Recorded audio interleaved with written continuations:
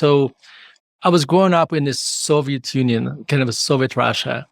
And I cannot, like now looking back, it's amazing how brainwashed I was. It's just incredibly. In fact, when I realized how important movies are as a medium of brainwashing, I remember there was a movie like maybe mid 1980s where a guy lives for United States and he's treated like this is like the worst person in the world. Like I remember in this movie, this is like you can't do anything worse than that. And so these things little by little shape you. And also like when I was, I don't know, 10, 12 years old, they would take us to movie theaters and they would show us these documentaries, which would basically portray Americans as this people without a soul that only care about money, lynch black people, and poisoned everybody with hamburgers and French fries. And of course, the hamburger story is completely true, and French fries.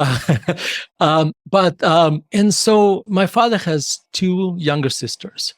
The youngest one lived in Moscow, and we lived in Murmansk, so it's far away. So I would come to Moscow once or twice a year to see my grandparents. And I remember, so I was born in 1973. I remember sometime in late 1970s, for some reason, my aunt disappeared and my cousins. And, like a 6 or 7-year-old, you kind of don't think about it. But then at some point you ask the question, where are they? And my parents said, well, she moved to Siberia. They couldn't find a job here. They moved to Siberia and it's very far away. That's why we don't see them. And as a young mind, you're like, okay, your parents tell you this, that's true. Fast forward to 1988 or 1989. The Berlin Wall already kind of broken down, like either coming down or already came down, I think. And I just watched like the movie I just referred to. I just watched it maybe recently, just, it's still fresh in my head. And my father tells me, like we told you about your aunt who lives in Siberia. I'm like, yeah. She's like, well, she's not in Siberia. She's in the United States. And like the first innate emotion, the reaction is like, she's a traitor. Like, this is my aunt, my father's sister. Like, I know her parents. Yeah. And that is the first thought that came to me. And then my father said, well, listen, she lived in 1979. What happened was, and this is very typical story of Russian Jews at the time. So you couldn't really leave Russia to go for the United States. There was impossibility. So, but Russia would allow you to immigrate to Israel. So Russia, a lot of Russians, what they would do, they would get on the plane, and luckily there was no direct flight. Maybe there was, but I don't think there was a direct flight to Israel. But there were direct flights to a lot of European cities. So what they would do, they would fly to Vienna or Rome. This is where most immigrants went. And they would show up to American embassy and say, well, we were going to Israel, but really we want to come to the United States. And I think there was some American legislature that made it that very, very simple.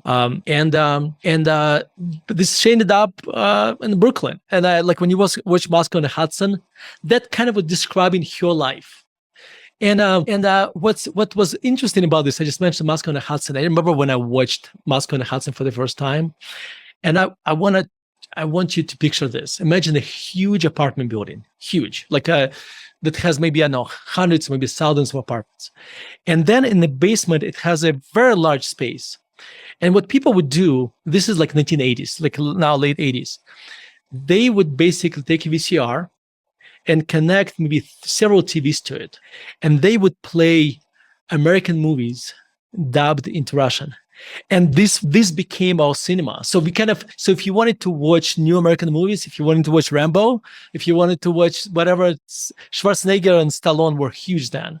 Or if you wanted to watch Moscow on the Hudson, that's where you would watch it, because they would not show it in the movie theater. And of course, every single voice there was, kind of the same person played all the parts. Didn't matter. And the quality was horrible and everything. But this kind of underground movie theaters changed our perception of what America was. Now, this is very interesting. What you don't realize, most American movies are kind of shot on the coasts, either New York or Hollywood or Los Angeles, somewhere there. So like what was my perception of America? Skyscrapers or palm trees. And then, so this is this is 1991. My aunt invites us. So at this point, I'm already embraced America, okay. And my family is coming to America, and our trip actually was like most immigrant story has this drama. Our story has the opposite of version of this because when we flew from Frankfurt to New York, I think Pan Am, there was a Pan Am flight, they oversold economy class. So we were actually, we flew first class I love it. to the United States. But anyway, we arrived to Denver and I have this incredible shock. First of all, number one, we just came from Moscow because, and in Moscow, it was incredibly cold. It's like insanely cold. We landed in Denver on December 3rd or 4th, whatever. And it's 70 something degrees. Everybody's wearing shorts, which is a shock because, that's number one. Number two, I look around and it's just and this is kind of average, like typical America, right? Very few skyscrapers, maybe in downtown, which we don't see at first. Just a lot of flat buildings. There's a lot of, 3-4 story buildings. And that was a shock too. So anyway, so that's kind of my kind of coming to America story a little bit.